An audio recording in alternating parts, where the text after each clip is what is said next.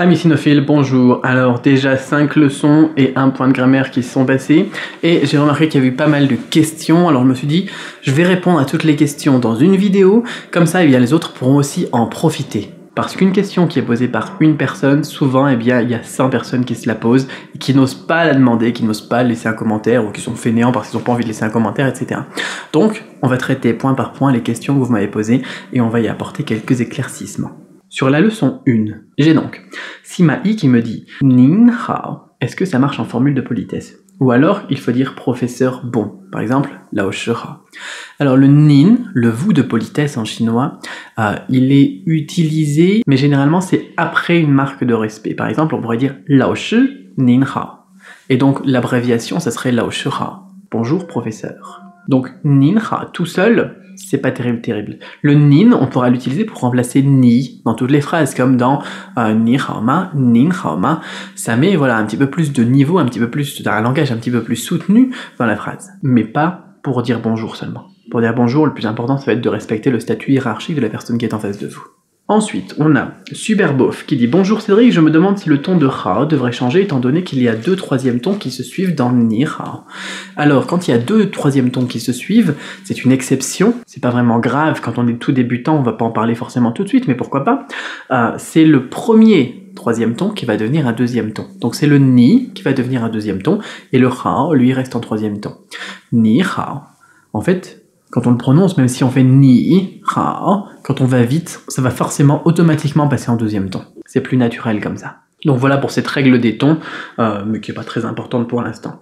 Alain Lavoie qui me dit « Tu es excellent, merci, très beau complément. Ma femme me disait que c'est du mandarin international, elle n'est pas sûre, mais c'est son impression. C'est du mandarin standard. » On appelle ça du mandarin standard. C'est le chinois au final officiel de la République populaire de Chine, donc la Chine continentale. C'est vraiment le mandarin, effectivement, on pourrait dire la langue chinoise internationale, la plus internationale.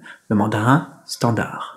Ensuite, j'ai Bourré qui me dit « On n'était pas aussi loin, on pourrait faire une petite analyse aussi sur les 2 mots en caractères. Pour un début de l'écriture chinoise, c'est seulement la langue orale, on pourrait aussi voir l'écrit. » Effectivement, je pourrais faire des vidéos aussi avec l'écrit et avec l'étude de l'étymologie, etc. Mais tout ça, je l'ai déjà fait dans la méthode Cramp. Et dans la méthode Cramp, chaque vidéo fait entre 15 minutes et une demi-heure. Et chaque vidéo m'a demandé à peu près une demi-journée de préparation, donc plusieurs heures de travail pour chaque vidéo. C'est pas du tout la même chose que ce qu'on fait ici sur YouTube. Ici, c'est une mise en bouche, c'est quelque chose de pratique, d'utile, qui nous permet de vulgariser un petit peu la langue et de se rendre compte que c'est pas si horrible que ça, si difficile que ça. C'est juste différent. Et bien sûr, si après vous avez envie d'aller plus loin, vous pouvez regarder la méthode Cramp, je vous mets un lien dans la description de la vidéo, pour apprendre le chinois de manière plus approfondie avec moi, parce que là on va aller beaucoup plus loin. On va regarder chaque caractère, on va décomposer les composantes de chaque caractère, et on va aussi regarder même l'étymologie de chaque caractère. Et donc forcément on va comprendre plus de choses, et ensuite on va apprendre l'écriture aussi. Bien évidemment, après on va retravailler la prononciation et voir des points culture dans chaque leçon. Mais je peux pas me permettre de refaire tout ça sur YouTube en y passant toutes mes journées, c'est pas possible. Donc là, effectivement, sur YouTube, c'est une mise en bouche qui permet déjà à pas mal de gens de se mettre dans le bain et de voir que c'est effectivement possible d'apprendre le chinois, que c'est pas si difficile. Donc si ça vous intéresse, vous n'êtes pas obligé de vous inscrire, vous pouvez profiter des cours gratuits sur YouTube, il n'y a pas de souci, de toute façon il n'y a pas beaucoup de place disponible pour la méthode Cramp, mais si jamais vous êtes vraiment motivé, vous pouvez regarder, je vous mets le lien de la méthode dans la description. Ensuite, dans le cours numéro 2, j'ai Solange qui me dit « Rebonjour, je pense avoir tout fait, mais je n'arrive pas à ouvrir le fichier donc Anki que tu proposes en téléchargement en dessous de la vidéo. » Alors, on va passer sur mon écran et on va regarder ça ensemble. Alors, comment télécharger et installer tout ça? On va aller donc tout simplement dans la description de la vidéo. Vous voyez que vous pouvez télécharger gratuitement le deck Anki et les MP3 de toutes les vidéos ici qui vont être publiées sur cette playlist ici de chinois mandarin débutant. Hop, au total, il devrait y en avoir 120, 150 vidéos au total, je pense. Donc on clique dessus, tout simplement, ça va se charger, et on va mettre son email. Donc, cédricpo@chine-chinois.com. Ok, envoyez-moi ça maintenant. Donc là, on va recevoir par mail. Alors pour l'instant, le lien est directement ici. Donc soit le lien il sera dessus, soit vous recevrez par mail, ça dépend. Peu importe. Donc on clique dessus, on télécharge. Donc ce fichier, il est ici. C'est un fichier zip. On va l'extraire tout simplement et voir ce qu'il y a dedans. Voilà, c'est dedans. Et dedans, on a donc ce fameux fichier APKG, le deck Anki et les MP3. Alors pour les MP3, ça ne devrait pas poser de problème. Et là, donc ça va s'ouvrir avec Anki. Donc comment utiliser Anki? Eh bien, on va aller voir ça. On va télécharger. Peut-être que vous ne l'avez pas encore, donc on va faire comme si on ne l'avait pas encore. On va sur ankisrs.net. On clique sur télécharger et on le télécharge pour la plateforme qui vous correspond. Donc moi ici ce sera pour Mac, mais c'est pareil quoi. Voilà, c'est plutôt rapide, 34 secondes. Et on va installer ça. Donc moi je vais faire comme si c'était un nouveau Anki. Donc Anki, là on va utiliser celui-ci pour faire vraiment comme si c'était tout nouveau comme pour vous. Voilà, à partir de ça, eh bien, on va ouvrir le paquet. Donc celui-ci. Et 111 cartes importées. On n'a plus qu'à pratiquer. Et le tour est joué. Ok, nous revoilà donc ici. Cours 3, pas de questions. Ah oui, voilà, donc il n'y avait pas de questions donc pour le cours 3, donc c'est moi qui en profite pour vous remercier pour tous les commentaires aussi que vous m'avez postés, pour me dire tout simplement merci, pour m'encourager à continuer, pour me dire voilà, ça m'a aidé, ou bien ma famille elle en croit pas leurs yeux. Parce que voilà, il y a une semaine, je parlais zéro mot de chinois, je savais rien du tout, et maintenant je vais leur dire bonjour, au revoir, merci, et puis donc voilà, ils sont complètement sur le. Et merci, voilà, merci beaucoup Cédric. Et j'ai plein de commentaires de ce genre-là, et les pouces bleus aussi que vous me laissez à chaque fois sur les vidéos, ça me motive, ça me fait plaisir, parce que vous prenez le temps de me montrer que ça vous plaît. Parce que souvent sur internet, eh bien, on prend le temps de dire quand on n'est pas content. Quand on n'est pas content, on râle, on va faire un commentaire, on va écrire, on va faire des articles de blog, on va l'écrire partout quand on n'est pas content. Mais quand on est content, généralement, on trouve ça normal et puis on passe à la suite. Donc tous ceux qui prennent le temps de me laisser des commentaires, et tous ceux qui prennent le temps de me laisser des pouces bleus, merci à vous. Voilà, ça c'était mon commentaire, comme il n'y avait rien sur la vidéo 3, eh bien, c'est à moi de vous dire merci. Ça me motive vraiment à continuer, à toujours vous produire plus de vidéos. Et voilà, sans vous, pour apprécier de toute façon tout ce que je fais ici, ça aurait aucun sens. Donc, pour la troisième fois, merci. Alors, sur le cours 4, on a Yoshindo qui nous dit « Bonjour Cédric, j'avais une question. Est-ce que Run signifie très ?» Effectivement, Run signifie très. Oui, comme dans Renha. Renha, très bien. Voilà, on va sûrement le voir d'ailleurs dans les prochaines leçons. On va l'utiliser d'ailleurs quasiment comme un trait français, comme un trait français. Par exemple, voilà, on va dire je vais très bien ou je suis très content, on va utiliser le run. Le tai, c'est encore plus fort. C'est je suis super content, voilà, comme dans tai là, ou tai gaoxin. C'est plus du trait, c'est presque trop. Et quand on rajoute le, c'est forcément trop. Ensuite, dans le cours 5, Lao Shi Xie, serais-tu où on peut trouver l'analyse de chaque caractère dans son écriture. Alors, je recommande l'utilisation du site de Richard Sears, je vais vous mettre le lien aussi dans la description de cette vidéo, et pour ceux qui pratiquent déjà le chinois, je vous recommande aussi vividict.com.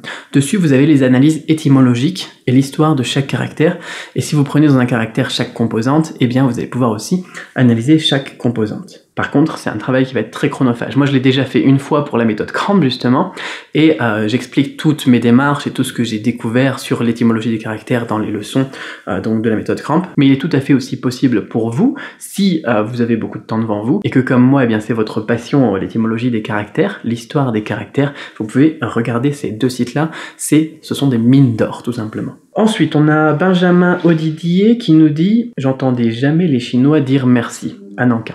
Alors oui, parce que comme expliqué dans le point culture de cette vidéo, donc la vidéo 5 sur Xie Xie, les Chinois ils disent pas merci quand on va dire nous merci en français. Voilà, nous, quelqu'un nous rend la monnaie, on va dire merci. Non, on va dire merci quand on est redevable à quelqu'un. Donc quand quelqu'un nous rend la monnaie, c'est quelque chose qu'il devait faire, donc on va pas lui dire merci, ça sert à rien, c'est pas logique. Enfin, pour nous français, c'est logique, c'est une formule de politesse. Mais en chinois, avec l'explication que j'ai donnée dans le cours 5, on comprend pourquoi est-ce qu'ils vont pas dire merci pour tout et n'importe quoi, là où nous on le fait en français. Ensuite, Diane Meto qui nous met Xie Xie Cédric, donc merci Cédric. S'il te plaît, comment décrypter un caractère, bref, comment voir les significations d'un caractère en fonction des autres caractères qui le composent. J'ai remarqué que tu le faisais dans tes vidéos, un peu comme lorsque tu dis que merci, c'est en quelque sorte s'incliner devant quelqu'un pour lui parler, un peu aussi comme le mot étoile composé de soleil et de naissance, soit la naissance du soleil. Je ne comprends pas aussi comment décrypter un mot en fonction des caractères qu'il compose pour avoir le sens du mot et la prononciation du mot, j'ai vraiment besoin de ton aide chez J. Alors on a plusieurs choses à dire, donc première chose, je peux vous reparler de la méthode Cramp, le lien est dans la description si ça vous intéresse. Je ne vais pas vous reparler non plus des sites sur l'étymologie, on en a parlé tout à l'heure aussi. Donc ensuite, eh bien, tout ce qu'il faut faire simplement, c'est repérer les composantes d'un caractère à la base. Donc ce qui serait pratique, c'est de connaître les composantes de base du chinois, les clés du chinois. Pour ça, je vous mets un lien là aussi dans la description. Et on va remarquer aussi qu'on a des éléments qui seront souvent des éléments de prononciation. Et du coup, le reste, eh bien, ce sera des éléments de sens. C'est comme ça qu'on va pouvoir reconnaître les idéophonogrammes. Par exemple, le caractère cheval, ma, eh bien, on va souvent le retrouver comme élément phonétique dans des caractères, comme dans mama, qui veut dire maman, ou comme dans ma, qui veut dire est-ce que, une particule qu'on met à la fin d'une phrase. Donc à partir du moment où on sait quelles sont les plus fréquentes, les composantes phonétiques les plus fréquentes, on va pouvoir eh bien, deviner laquelle sera la composante de son et laquelle sera la composante de sens. Pour ça aussi, je vais vous mettre des ressources d'en dessous dans la description de la vidéo. Ensuite, donc on passe à la dernière vidéo que j'ai faite dans cette première série, c'est le le. Le le n'exprime-t-il pas aussi une forme du passé? Effectivement, puisque le le, on a dit que c'était eh bien, un changement d'état. Et qui dit changement d'état, eh bien c'est qu'on va pouvoir exprimer qu'un état qui était n'est plus et est devenu autre chose. Donc en français, on va souvent traduire ça par du passé composé. Je suis allé en Chine.